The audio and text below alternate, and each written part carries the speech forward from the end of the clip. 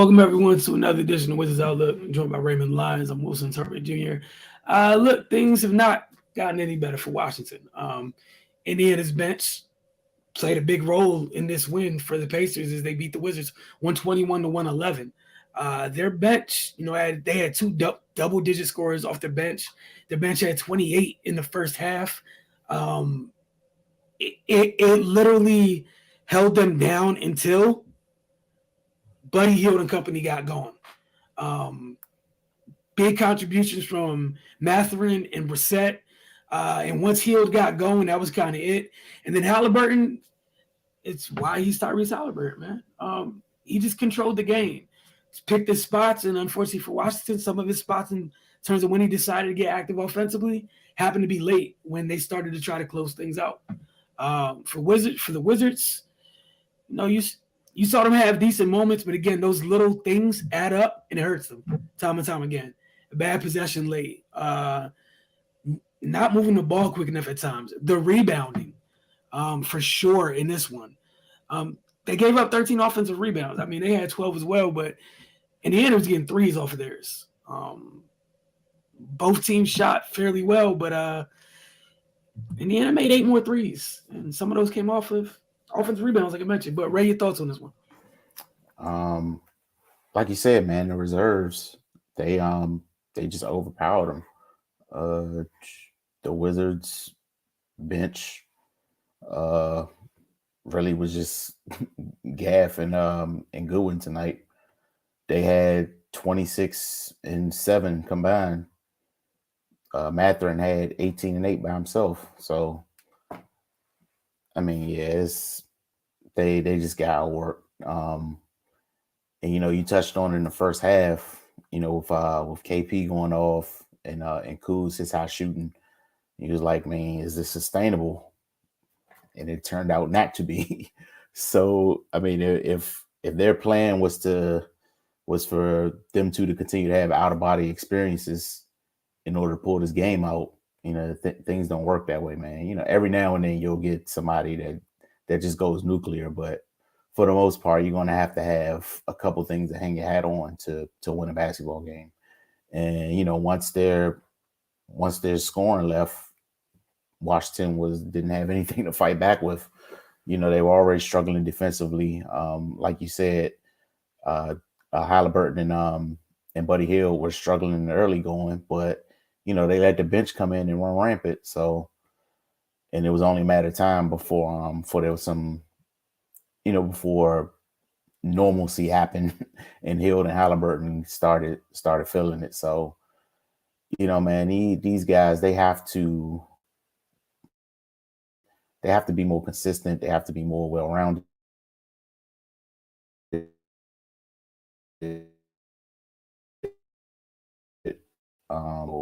figure it out. They got to get healthy. But health is not an excuse for this. So yeah, they got to shape up, man. Plain and simple. And until they do, the L's going to keep piling up. It is what it is. Nah, and that was the thing that was kind of disheartening from tonight is you got great minutes out of Jordan Goodwin tonight. 19 points, 5 steals, but the Pacers bench as a whole, not only did they keep them afloat, they were literally the lifeblood for the Pacers tonight. 50 points. They put up 121, 50 points tonight. That meant for large stretches, your starters didn't have to really get active till later in this game. And they had the legs to do so because they weren't taxed. They just weren't taxed in the same manner that Washington starters were. Miles Turner only played 30 minutes. Halliburton played 32. Denny went 39. Kuz went 36. KP went 35. Only Gafford and Goodwin got significant minutes off the bench for Washington. Meanwhile, you got, all right, hold on, 1, 2. You got 3 players off the Indiana bench that played at least 13 minutes. Not counting Brissett and Mathurin. Brissett played 26, and Mathurin played 32 off the bench. That's huge. knowing that some of Washington's when they had somewhat of a bench earlier in the year, those guys aren't there to put points up, and Mm-hmm. you know look, man, that means you got all those things we talk about at other times. Taking good shots, making good decisions with the ball. They matter even more when you're shorthanded to a degree. And you saw Washington honestly just it felt like they faded late, both mentally and physically. They just faded late. Not everybody, but it was enough. And it felt like the Pacers were still stupid fresh late in that game, like ridiculously fresh. Folks were taking step back jumpers, and both teams step back jumpers. Some folks' legs look heavy, and some folks look refreshed. But that's what happens when your bench is doing work. If you had nothing to add, we'll slide on to the questions that we have before we get to the comments. Player of the game. I think you guys split it, man. Halliburton and Hill. Once the game was over, once they got going. Yep. Like you said, the bench kept Indiana afloat, but once their two main guys kicked into gear, and they started getting going as Kuz and KP cooled off, and it just wasn't anything left to make up the difference for the Wizards. Yeah, I can't fight that at all. I felt like Hill got going earlier, but Halliburton literally didn't. I feel like Halliburton he literally played. He was facilitated for 3 quarters, Mm-hmm. and it was like, okay, let me join the party. We need a little bit more. Cool, I got you. 23 points, 9 of 14 shooting, 3 of 4 from deep, 11 assists, 1 turnover. One more key ass out your starting point guard. And the points came last. Right. The points came last. So for me, I think it was Halliburton for me. And I can't fault you. Like, Hill went nuts. Like, he scored more throughout the quarters, but just the way the kid controlled the game, Mm-hmm. it was huge to me. Who'd you have for X Factor? I went with Mathurin. Okay. Yeah, because we know at this point how he rolls. Right. And he came in the game, no fear. We saw him challenge Gaff at the rim. That one got blocked, but he just put so much pressure on the Wizards. Like, it just pretty much sucked the air out of him. All right, this is where I went with Cole. I just gave it to Mathurin and Brissett. Mm-hmm. They made Washington pay. When they were in the game, Washington paid dearly for it. Brissett was 3 of 7 from the floor. He was 3 of 6 from deep, though. And he got to the foul line, I want to say 4 times because he took 8 shots, but he was 7-8 from the free throw line. Hit 3 threes, 7 free throws, 8 rebounds. That's crazy. So he's plus 13. Mathurin's plus 18. Mathurin goes for 18, 8. And, if he shot better from 3, he has 20 points off the bench in this one. And again, like, what I was not encouraged by, but was impressed by those two was they did it kind of when Indiana needed it. Mm-hmm. Halliburton wasn't on the floor. But, that's the difference sometimes, right? All right, so get to some of these comments. And again, it's the front end of a back-to-back for Washington. They got the Clippers in the building tomorrow, which you guys will be there for. All right, Kuz had bad shots and decisions at the 4th. Yeah, I was encouraged by how he started out the game, but, faded a little bit late in both of those areas that you discussed, that you brought up, Shay. Larry. Area 11C, this is a tough one. I love how they're so used to losing. They're out there smiling and laughing with the team that just beat them. That's the league in general now, man. Like, it's just a different time. That's all. Because there once was way back when losing used to be a bad thing. Now you ain't got to say way back like that. Now it just seemed like, folks just like if we win, we win. If we don't, we don't. So yeah, that's a generational pandemic. Yeah, I don't know whether and that's the thing. I don't know whether to be impressed by how quickly they can flip the switch to being happy after being so competitive. I don't know, or am I like old man yelling at cloud where it's kind of like you don't need like a cool down period to be cool with them, like at all. I need something. But it was ridiculous to leave Kispert on Hill. But that's with the switching. Like I felt bad for Corey at times at night. And a lot of times I feel bad for most of Washington's guards because they switch so easily, and a lot of teams just make them pay for it.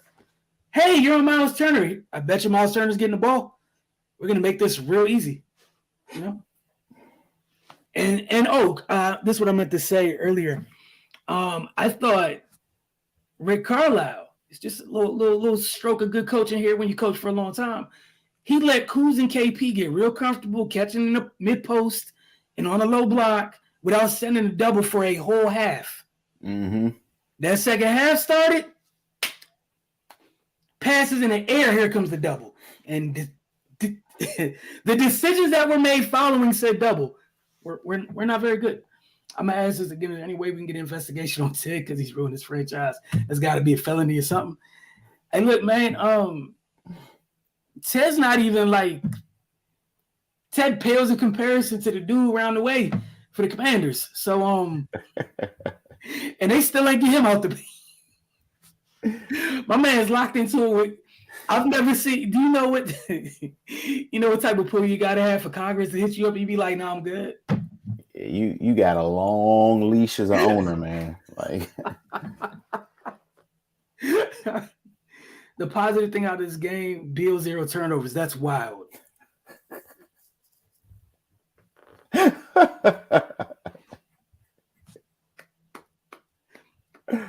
a hell of a comment, Shay. That's a hell of a comment. I ain't see that coming. That's a hell of a comment. Yeah, West got out coached horribly in the second.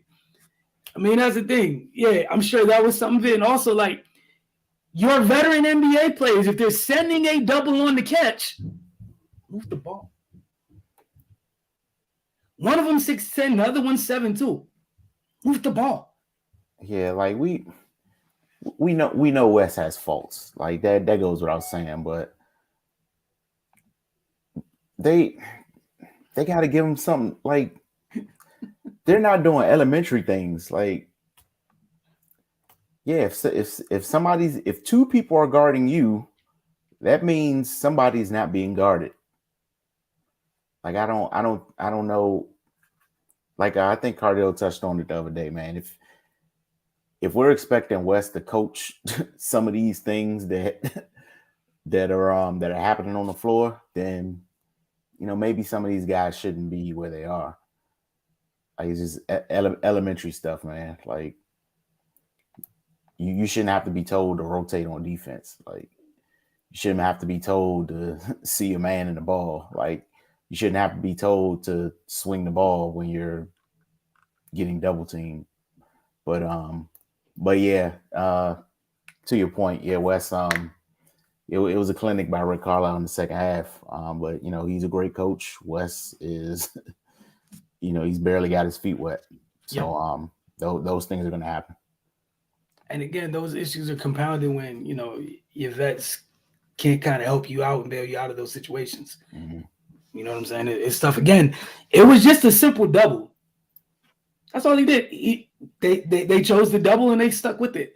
And Washington never quite figured it out. It was just, getting the ball out your hand, maybe a quick swing, and maybe things happen. I don't know. He might be up there with Snyder. Nah, man, you gotta let Ted cook off that.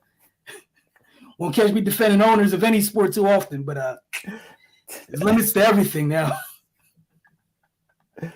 This team always finds a way to lose. I mean, that's what 500 teams do, and we just got to call it what it is at this point. Like, that's the thing. They got just to get a chance to win. They got an even or greater chance to do the opposite, and that's the difference between winning teams and losing teams. Like winning teams find a way in those moments. They capitalize. And this team, time and time again, we always talk about it. We've been talking about this like the last month. those little moments, little stretches in games that turn into 6-point swings for the other team, 2-point swings, 4-point, like swings, period. And it cost them, man. It just cost them. That's it. I mean, Rick coaching that. Yeah, I mean, yeah. Yeah. You know. I mean, he was that locked in. Rick was that locked in. And again, this is a guy who's won a chip before, right? Rick, like, that's tough. Rick, and also he's just a very good coach. And what did Indiana gift him with via that trade? Oh, here you go, one of the best point guards in the league, Rick. I'm sure you can do something with that. He's one of the better defensive centers in the league. And here's Matherin. You know? And like that's the crazy part. Who would have thought, you looked at the Wizards with their $250 million player and everything. We were talking just last year, like, oh man, where's Miles Turner gonna go? Like, life hits you quick. Comes at you fast. That's all I got to say. It comes at you fast. Who would have thunk? You got the Wizards looking up the Pacers like, damn, I wish we had some of those. It hits you quick, man. It hit you quick. That said, Ray Cardell gonna be in the building tomorrow. Boy, I'm envious of you guys because I can only imagine the energy in there. Especially if you know they made sure the Android got charged properly for tomorrow. That's gonna be wild. Like, that's gonna be wild for real. And you know who coming back in the building. Should be interesting. Energy and whatnot. They gave him Youngstown Jackson. Yeah, look, but that's the thing sometimes, though. And Indiana was even at a place where it's not like they went up and drafted Halliburton. They traded for him. Right. But you know what it cost them? Sabonis was kind of sort of a big piece over there. However, they got that. It's not like Washington had opportunity to draft him. We're not even gonna go down that road. I was just simply pointing it out, man. But you're right. We not gonna go there. Y'all have a great night. For Bray and myself, we'll see y'all tomorrow. Wizards look again to be in the building tomorrow. Clippers at Capital One, and John's return in a role in which I believe he'll be playing far more than he did for Houston. I think that's the first time with fans. That as well. So this is really his official homecoming to begin with. Mm-hmm. I can only imagine that energy with him back in that building. That's going to be tough. We appreciate you, Shay, Area 11T, Blizzy Black, all of you that tune in. And again, don't forget on road games, slide over to the playback room. All you got to do is follow the Focus TV on social media. And there's a link there for you guys. I think you got to just fill out an account. You do it once. After that, it'll notify you when we go live. Come hang out in there just like y'all hit the chat. You hit the chat throughout the whole game. But again, we appreciate you guys joining us after the game as well. But y'all have a good night.